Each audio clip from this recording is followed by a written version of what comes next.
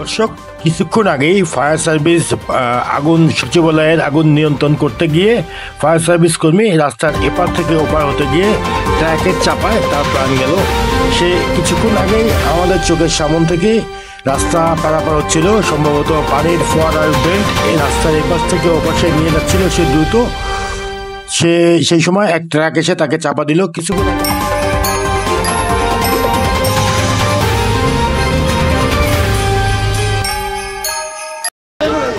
গাড়ি আঘাত করে চলে গিয়েছে।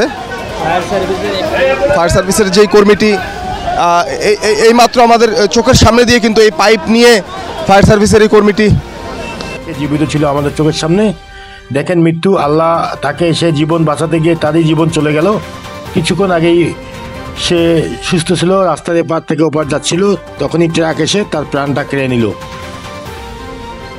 ফায়ার সার্ভিস কর্মী সে এখানে সচিবালয়ের আগুন নিয়ন্ত্রণের জন্য কাজ করছিল। দৃশ্য, এমন একটি মর্মান্তিক দৃশ্য চোখের সামনে দেখতে হবে, এটি কিন্তু আসলে ভাবতে পারিনি। কয়েক সেকেন্ড আগে আমার চোখের সামনে দিয়ে কিন্তু সে খুব দ্রুত কাজ করতেছিল, দেখতেছিলাম আমরা। সে কিছুক্ষণ আগে এপার থেকে ওপার যাচ্ছিল, এরই মধ্যেই ঘাতক ট্রাক এসে তার প্রাণ কেড়ে নিল। তাকে এখন নিয়ে যাওয়া হচ্ছে।